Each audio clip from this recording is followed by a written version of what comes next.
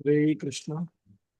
ओम नमो भगवते वासुदेवाय। ओम नमो भगवते भगवते वासुदेवाय। वासुदेवाय। ओम नमो भगवते वासुदेवाय। ओम ओम नमो भगवते भगवते वासुदेवाय। ओम नमो भगवते वासुदेवाय। ओम नमो भगवते वासुदेवाय। नारायणं नमस्कृत्य नरं चैव नरोत्तमम् नारायणं नमस्कृत्य नरं नमस्कृत्य चैव नरोत्तमं। देवीं सरस्वतीं व्यासं ततो जयमुदीरयेत्।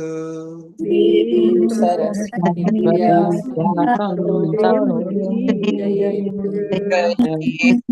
नष्टप्रायेष्वभद्रेषु नित्यं भागवत सेवया। नष्टप्रायेषु भगवत सेवया। भगवती उत्तमश्लोके भक्ति नैष्टिकी।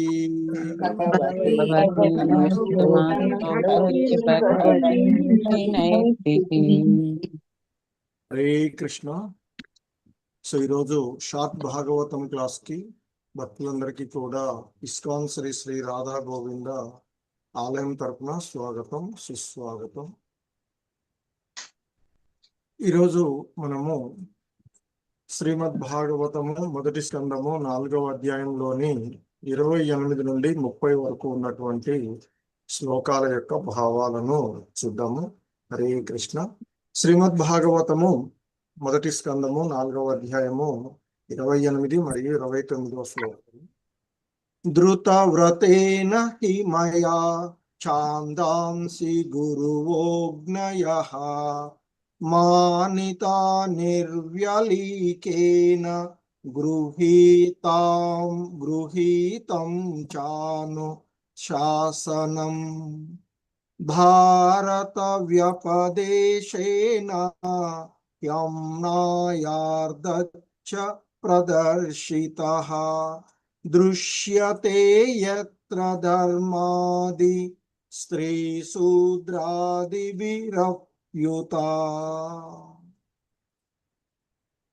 దృఢ వ్రతములను పాటించుచు నేను నిష్కపట భావముతో వేదములను గురువును యాగాగ్నులను అర్చించి తిని సర్వ విధములైన ఆజ్ఞలకు లోబడి ఉండి స్త్రీలు శూద్రులు ద్విజబంధువులు వంటి వారు కూడా ధర్మ పథమును గాంచగల రీతిలో గురు శిష్య పరంపర యొక్క భావనను మహాభారత వ్యాఖ్యానము ద్వారా తెలియజేసి తిని.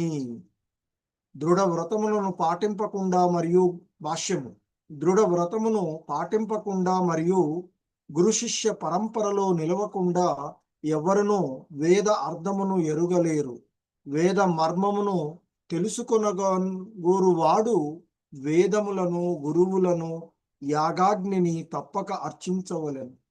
స్త్రీలకు శూద్రులకు బ్రాహ్మణ క్షత్రియ వైశ్య కుటుంబములందలి అయోగ్య జనులు అవగతమగు రీతిలో వేద జ్ఞానమునందలి ఈ మర్మములన్నీయును మహాభారతమునందు చక్కగా వివరింపబడినవి. కనుకనే ఈ యుగమున మూల వేదముల కన్నను మహాభారతమే అత్యంత అవసరమై ఉన్నది. తథాపి బత మే దైవో యాత్మా చైవాత్మనా విభుః అసంపన్న ఇవా భాతి బ్రహ్మవర్చస్య సత్తమః. వేదములు గోరెడి సమస్తమును సంపూర్ణంగా కలిగి ఉన్నప్పటికీ నేను అసంపూర్ణతను అనుభవించుచున్నాను. వేదములకు భాష్యము వేదములకు సంబంధించిన వివరములందు శ్రీల వ్యాసదేవుడు నిస్సందేహముగా పరిపూర్ణుడై ఉన్నట్టి వాడు. భౌతికత్వములో మునిగిన జీవుల పవిత్రీకరణము వేద నిర్దేశిత కర్మలచే సాధ్యపడినను వాస్తవమైన చర్మ ప్రయోజనము వేరొకటై ఉన్నది. అటువంటి చర్మ ప్రయోజనము సాధింపబడనంత వరకు జీవుడు తాను సర్వము కలిగియున్నను తన సహజ ఆధ్యాత్మిక స్థితిలో నెలకొనజాలడు. ఈ ముఖ్య విషయమును శ్రీల వ్యాసదేవుడు అవగతము చేసుకున్నట్లు ఇచ్చట స్పష్టము కనపడుచున్నది.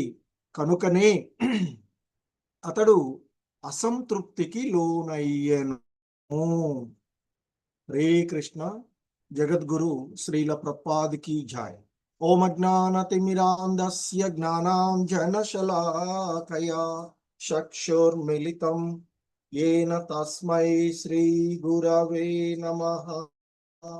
శ్రీ చైతన్య మనోభీష్టం స్థాపితం येन భూతలే యం రూపః కదా మహ్యం దదాతి స్వపదాంతికం. నమో ఓం విష్ణుపాదాయ కృష్ణప్రేష్టాయ భూతలే శ్రీమతే భక్తి వేదాంత స్వామినితి నామినే. నమస్తే సారస్వతే దేవే గౌరవాణి ప్రచారిణే నిర్విశేష శూన్యవాది పాశ్చాత్యదేశతారిణే. జయ శ్రీ కృష్ణ చైతన్య ప్రభు నిత్యానంద శ్రీ అద్వైత గదాధర శ్రీవాసాది గౌర భక్త వృంద. హరే కృష్ణ కృష్ణ కృష్ణ హరే హరే, హరే రామ రామ రామ హరే హరే. హరే కృష్ణ. సో మనము ఇక్కడ వ్యాసదేవుల వారు స్థితిని గురించి చూస్తున్నాము. గత 2 శ్లోకాలు ఇక్కడ ముఖ్యంగా ఇంతకుముందు చూసినటువంటి శ్లోకాలలో. ఎందుకంటే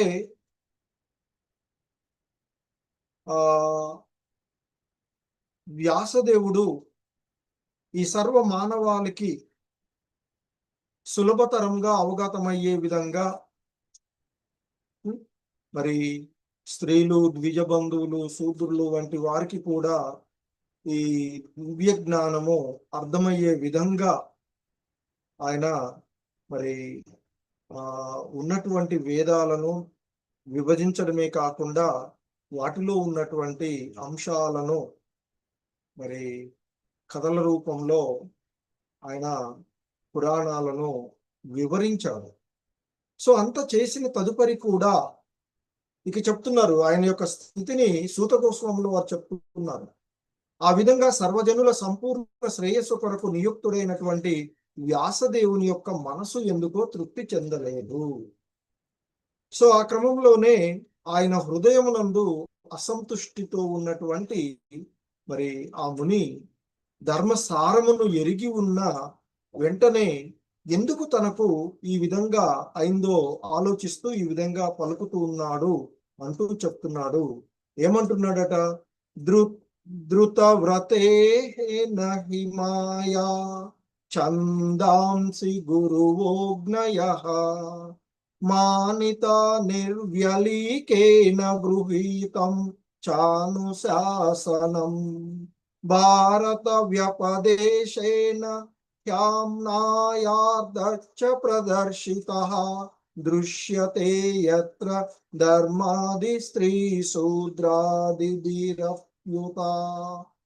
దృఢవ్రతములను నేను పాటించుచు నిష్కపటమైనటువంటి భావముతో వేదములను, గురువులను, యాగాగ్నులను అర్చించాను. నేను సర్వ విధములైనటువంటి ఆజ్ఞలకు లోబడి ఉండి స్త్రీలు, శూద్రులు, ద్విజబంధువుల వంటి వారు కూడా ధర్మ పథమును గాంచగలిగే, ధర్మాన్ని తెలుసుకో విధంగా రీతిలో నేను గురు శిష్య పరంపర యొక్క భావమును మహాభారత వ్యాఖ్యానము ద్వారా తెలియచేశాను కదా.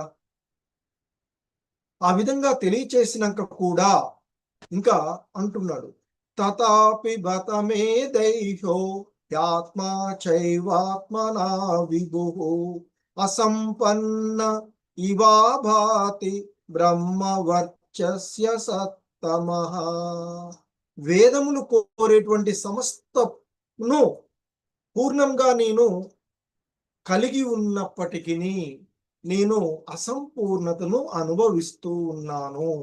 అనుభవించుచున్నాను అంటూ వేదవ్యాసుల వారు ఆ విధంగా అనుకుంటున్నాడట, చెప్తూ ఉన్నారు ఇక్కడ.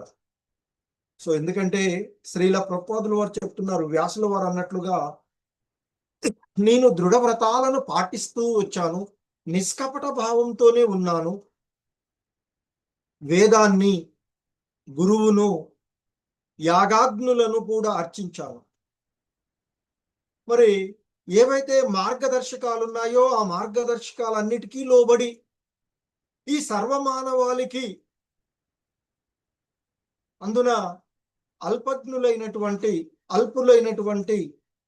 స్త్రీలు, శూద్రులు, ద్విజ బంధువులు వంటి వారు కూడా ధర్మ మార్గాన్ని చూడగలిగే రీతిలో నేను గురు శిష్య పరంపర యొక్క భావమంతా కూడా మహాభారత వ్యాఖ్యానం ద్వారా తెలియజేశాను కదా. అయినా నేను అలాగే వేదములు కోరుకునేటువంటి సంపూర్ణ ఆ సమస్తాన్ని కూడా నేను సంపూర్ణంగా కలిగి ఉన్నాను, అయినప్పటికీ నేను అసంపూర్ణతను అనుభవించుచున్నాను అంటూ ఆయన యొక్క మనసులో ఉన్నటువంటి భావాన్ని అనుకుంటూ తాను ఏమి ఇంకా చెప్పలేదో ఆలోచిస్తున్నారు. ఆ విషయాన్ని ఆయన తదుపరి శ్లోకంలో చెప్తారు. సో కనుక మరి వేదాలు కోరుకునేటువంటి సమస్తాన్ని నేను సంపూర్ణంగా కలిగి ఉన్నప్పటికీ కూడా ఇంకా నేను అసంపూర్ణతలోనే నా యొక్క మనసు ఎందుకో తృప్తి చెందడం లేదు అంటూ ఆయన ఆలోచిస్తూ ఉన్నటువంటి విషయాన్ని సూత గోస్వాముల వారు సౌనకాది మునులతో చెప్తూ ఉన్నటువంటి విషయం. ఎందుకంటే శ్రీల ప్రభుపాదుల వారు చెప్తున్నారు, దృఢ వ్రతాలను పాటింపకుండా గురు శిష్య పరంపరలో నిలవకుండా ఎవరు కూడా వేద అర్థములను ఎరుగలేరు. వేదాలలో ఉండేటువంటి మర్మమును తెలుసుకోగోరిన వాడు వేదాలను, గురువులను, యాగాగ్నిని తప్పకుండా అర్చించాలి. మరి ఆయన మహాభారతంలో చాలా చక్కగా సర్వ మానవాళికి కూడా అవగతమయ్యేటువంటి, అయోగ్యులైనటువంటి వాళ్లకు కూడా అవగతమయ్యే విధంగా వేద జ్ఞానంలో ఉన్న మర్మాలన్నీ కూడా నేను చెప్పాను కదా. సో కాబట్టి శ్రీల ప్రభుపాదుల ప్రకారంగా ఈ యుగానికి మూల వేదానికంటే కూడా మహాభారతమే అత్యంత అవసరమైనది, దానిని సరైన మార్గంలో అవగాహన చేసుకోవాలి ఈ యుగంలో అన్నట్లుగా చెప్తూ ఉన్నారు. ఈ విధంగా ఇంత చేసినప్పటికీ కూడా మరి వేదములు కోరుకునేటువంటి సమస్తాన్ని సంపూర్ణంగా నేను కలిగి ఉన్నప్పటికీ ఇంకా నేను అసంపూర్ణతను అనుభవిస్తూ ఉన్నాను. ఎందుకంటే వేదములకు సంబంధించినటువంటి వివరముల యందు శ్రీల వ్యాసదేవుల వారు నిస్సందేహంగా పరిపూర్ణుడైనటువంటి వాడే. భౌతికత్వంలో మునిగినటువంటి జీవుని పవిత్రీకరణకు వేద నిర్దేశిత కర్మల చేత సాధ్యపడినను వాస్తవమైన చర్మ ప్రయోజనము వేరొకటై ఉన్నది. అంటే వేదాలలో నిర్దేశించబడినటువంటి కర్మల చేత ఈ జీవులంతా కూడా భౌతికత్వంలో మునిగి ఉన్నటువంటి వాళ్ళు పవిత్రీకరించబడేటువంటి విషయాలు అందులో ఉన్నటువంటివి, కానీ వాటి యొక్క అంతరార్థము వేరొకటై ఉన్నది అంటూ చెప్తున్నారు. మరి అటువంటి చర్మ ప్రయోజనమును సాధింపబడినంత వరకు జీవుడు తాను మొత్తము కలిగి ఉన్నప్పటికీ, ఇక్కడ వేదవ్యాసుల వారు వేదాలకు సంబంధించిన సర్వజ్ఞానాన్ని పరిపూర్ణుడై ఉన్నప్పటికీ కూడా అతడు ఇంకా అసంతృప్తిలోనే ఉన్నాడు. కాబట్టి ఆ చర్మ ప్రయోజనము సాధింపబడినంత వరకు జీవుడు తాను సర్వమును కలిగి ఉన్నప్పటికీ కూడా తన సహజ ఆధ్యాత్మిక స్థితిలో నెలకొనజాలడు. ఈ విషయాన్నే శ్రీల వ్యాసదేవుల వారు అవగతం చేసుకున్నట్లుగా ఇక్కడ కనిపిస్తూ ఉంది. కనుకనే ఆయన తదుపరి చెప్తారు, మరి పరమహంసలకు అచ్యుతులకు ప్రియమైనటువంటి భాగవత ధర్మాన్ని నేను ఇంకా ప్రత్యేకంగా తెలవకపోవడమే దీనికి కారణం కావచ్చు అంటూ ఆయన ఆలోచించుకుంటూ ఉన్నటువంటి విషయము. సో ఆ విధంగా ఆలోచించుకుంటూ ఉన్నటువంటి సమయంలో ఆ సమయంలోనే నారదుల వారు అక్కడికి రావడం జరుగుతుంది. అది తదుపరి శ్లోకాల్లో మనము చూడవచ్చు. సో ముఖ్యంగా శ్రీమద్ భగవద్గీతలో చెప్పినట్లుగా వేదాల యొక్క అంతిమ లక్ష్యము ఆ భగవంతుడు. ఆయన చెప్తారు కదా, మరి అలాగే వేదాంత కర్తను నేనే, వేదములను ఎరిగిన వాడను నేనే చెప్తారు. సో కనుక మరి ఆ భావన అంటే ఆ భక్తి భావన, మరి తన యొక్క సహజమైనటువంటి స్థితి ఏంటి, భక్తి, దానిలో నెలకొనంత వరకు మరి జీవుడు తన యొక్క వాస్తవికమైనటువంటి ఎంత కలిగి ఉన్నప్పటికీ కూడా శ్రీల ప్రభుపాదులు వారు చెప్తూ ఉన్నప్పటికీ మరి వేదాల యొక్క చర్మ ప్రయోజనము ఏంటి, ఆ భగవంతుని గూర్చి తెలుసుకోవడం. ధర్మార్థ కామ మోక్షాల గురించి ధర్మ పథాన్ని ఆయన వివరించాడు. కానీ ఆ భగవంతుడు, భగవంతుని యొక్క లీలలు, భగవత్ కథలు, వాటికి సంబంధించినటువంటి వేదాల యొక్క పరిపూర్ణత, వేదాల యొక్క అంతిమ సారాన్ని ఆయన ఇంకా వివరించలేదు. కనుకనే ఆయన అసంపూర్తిగా ఉన్నట్టు, అసంతృప్తితో ఉన్నట్లుగా ఆయన యొక్క అసంపూర్ణతను అనుభవించుచున్నాను. అదే అంటున్నాడు ఆయన, వేదములు కోరుకునేటువంటి సమస్తమును నేను సంపూర్ణంగా కలిగి ఉన్నాను, అయినా నేను ఎందుకు అసంపూర్ణతను అనుభవిస్తూ ఉన్నాను అంటూ తనలో తాను ప్రశ్నించుకుంటూ ఇంకా తాను ఏం కావాలి, తానేం చెయ్యాలి అనేటువంటి విషయాన్ని గురించి ఆలోచిస్తూ ఉన్నటువంటి వాడు వ్యాసదేవుల వారు. సో కనుకనే మరి భగవద్గీతలో శ్రీకృష్ణ భగవానుల వారు చెప్పినట్లుగా అంతిమ సారంగా ఆయనను తెలుసుకోవాలి. ఆయనను తెలుసుకునేటువంటి విషయాలే మనకి ఆ భాగవతంలో మరి ఆ భాగవతం ఏంటి, ఆ భగవంతుడు, మరి ఆ భగవంతుని యొక్క భక్తుల లీలలు, అవన్నీ మనము తదుపరి శ్లోకాల్లోనూ తదుపరి అధ్యాయంలోనూ ఆయన ఏ విధంగా ఆ భాగవత ధర్మాన్ని, భగవంతుని, వేదాల యొక్క అంతిమ సారాన్ని వివరిస్తున్నాడో చూడవచ్చు. హరే కృష్ణ. జగద్గురు శ్రీల ప్రభుపాదుకి జై. హరే కృష్ణ. ప్రభుజీస్, మాతాజీస్, ఎవరికైనా ఏవైనా సందేహాలు ఉన్నా, మీరేవైనా